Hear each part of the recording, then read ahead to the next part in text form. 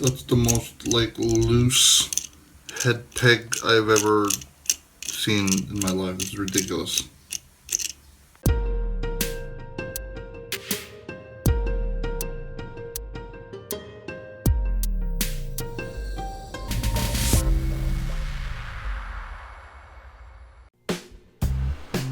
Hello, ladies and gentlemen. Alex here, and I.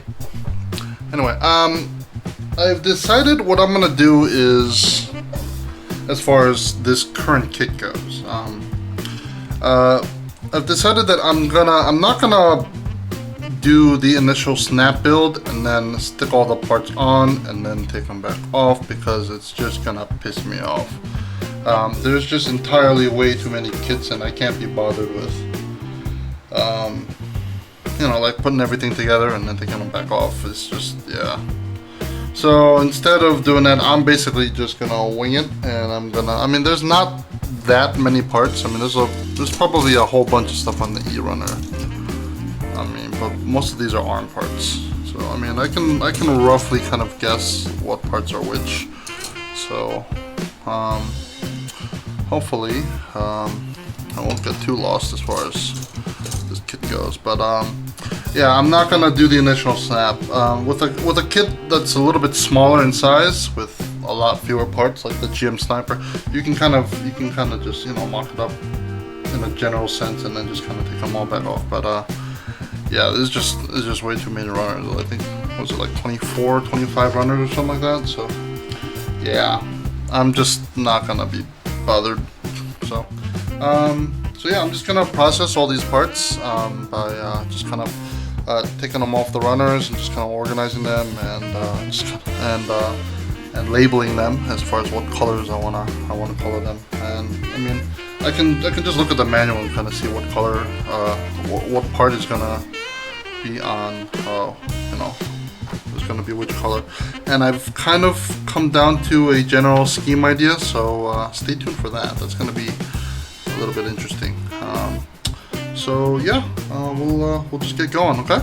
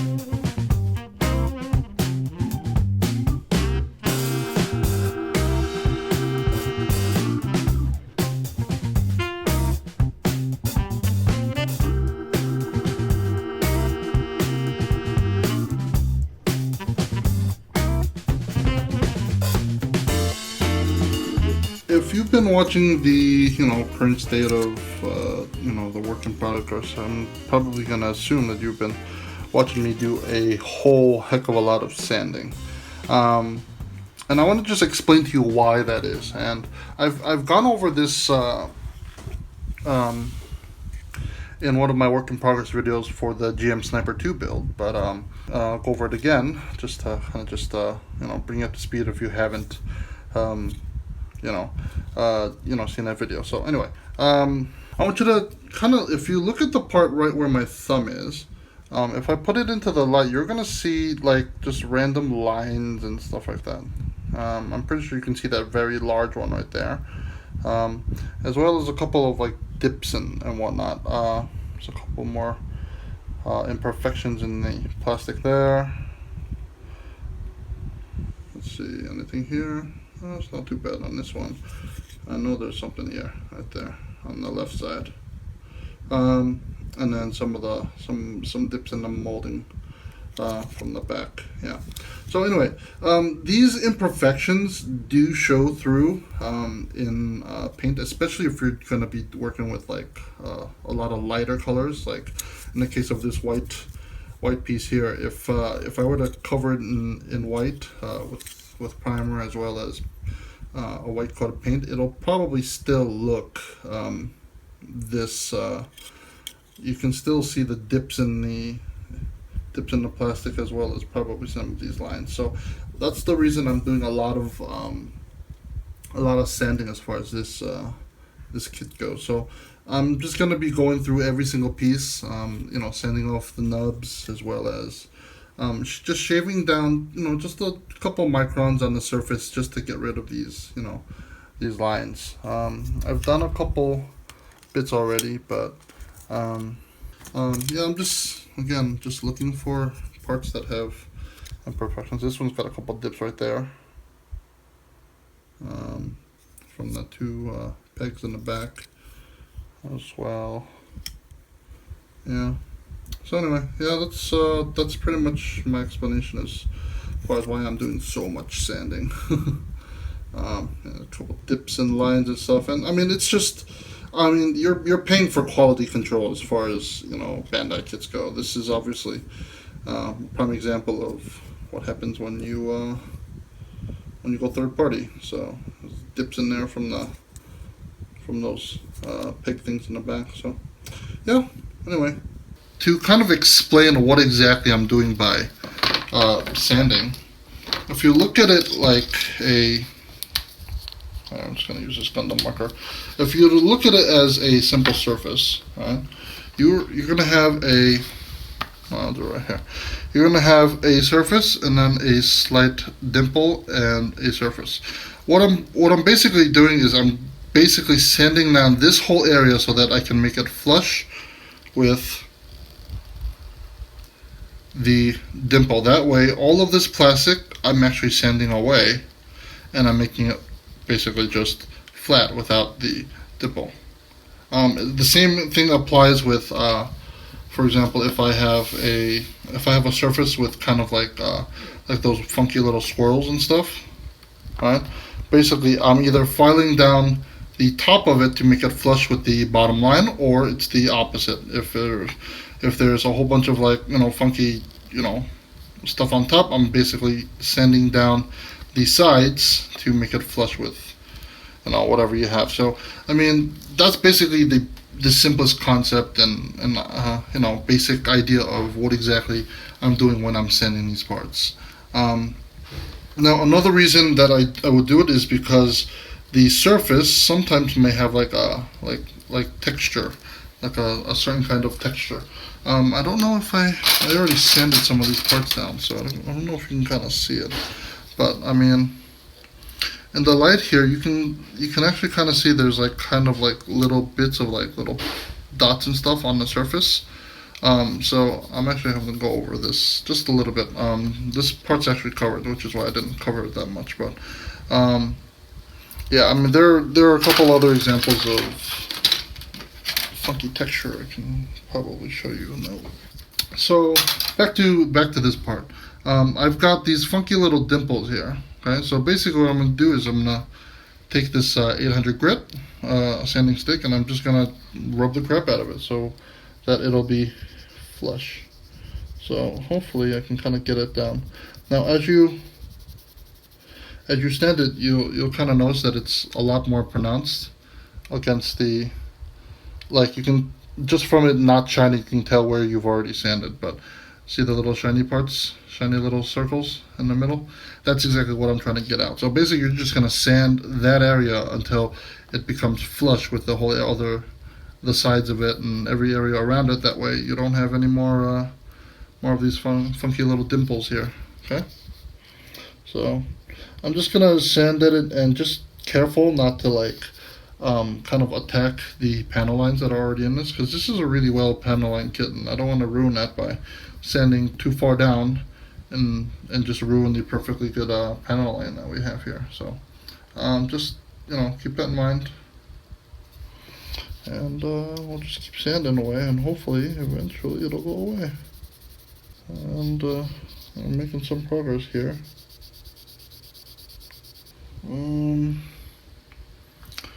Most of it is gone.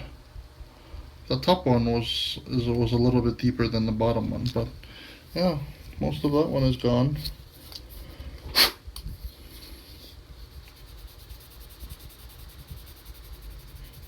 I seem to have something else over here on the left side. Perfect. Almost. Hold on. I've just sanded down the whole area, and if you check in the light, you do not see that dimple anymore, or the two dimples anymore. So that's pretty much it. I mean, you're just gonna be sanding down the parts until it's smooth enough so that the dimples aren't gonna show through your paint, especially if you're gonna be using gloss, which I haven't actually decided on that at the moment, but yeah, it's just good practice to just constantly hold yourself to higher standards as far as how you process your parts. Anyway, another example of why I would sand is if you look here on the bottom right corner, there is a little imperfection right there where you see kind of like a swirl, and it's kind of going up from the bottom to the right side. So just stuff like that. That's that basically means that the plastic isn't fully flush, and it's not exactly perfectly flat, which is why you see that. So you're just gonna sand it away at that, and after you're done, just for like continuity, I think we got a little bit more up here at the top. Let's get that part a little bit too.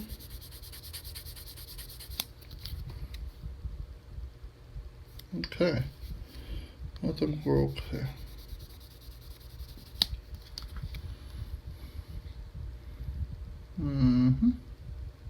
I'm sorry, it's a little bit difficult because I'm like looking at the part through the camera because it's just like right in the middle of the way. But as far as this part goes, I think we're okay. Now, just for continuity, you're gonna want to kind of just give the whole piece a good like once over. So I'll take something fine like this, or maybe like a Tamiya, I don't know, just a very high grit count sandpaper.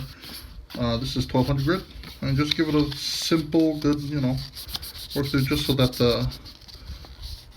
the whole surface, the entire surface, is going to be uniform.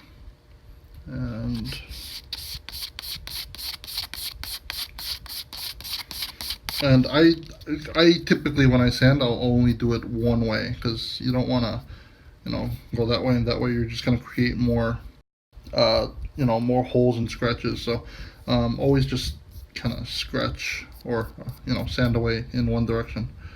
But looks to me that most of it is good. You can tell that it's you sanded it just from the fact that it doesn't shine like this piece anymore.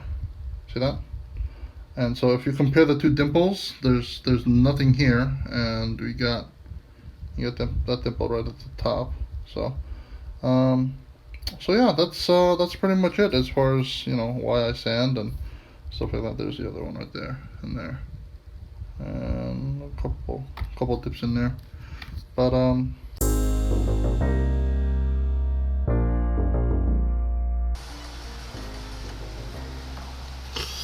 oh, it just started raining. I don't know if you can see it, but there was like a thin piece of like flash. There's like a little line that goes up and down to this, down even on the angle downward. So pouring out. Anyway, just sanding away,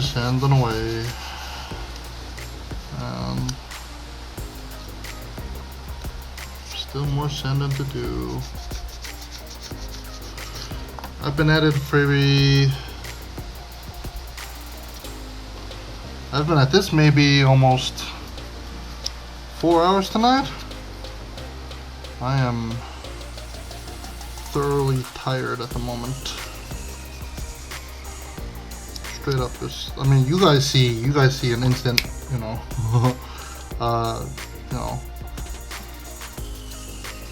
time lapse, whereas I'm on the other end just putting in some work.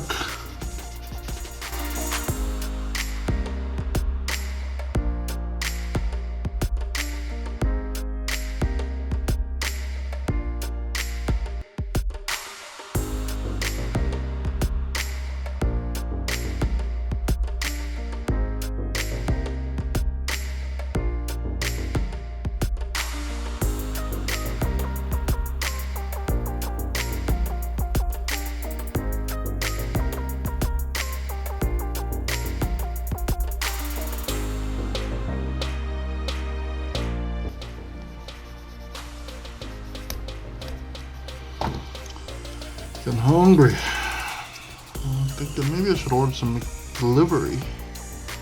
Yeah, if you don't know, South Korea has a McDonald's delivery system. 24 hours, and they'll start delivering breakfast at 4. But right now, what time is it? It's 12:30. I started around like 7. I'm getting pretty tired and hungry. Hot. It's freaking humid. I'm sorry about the boring nature of this video. It's just, you know, there's not really a whole lot that I can show you guys as far as sanding goes. So yeah, anyway, stay tuned for the next video. I'll probably by the next video all of this sanding will be done. So anyway, I'll catch you guys in the next video, and we'll see you next time. Bye.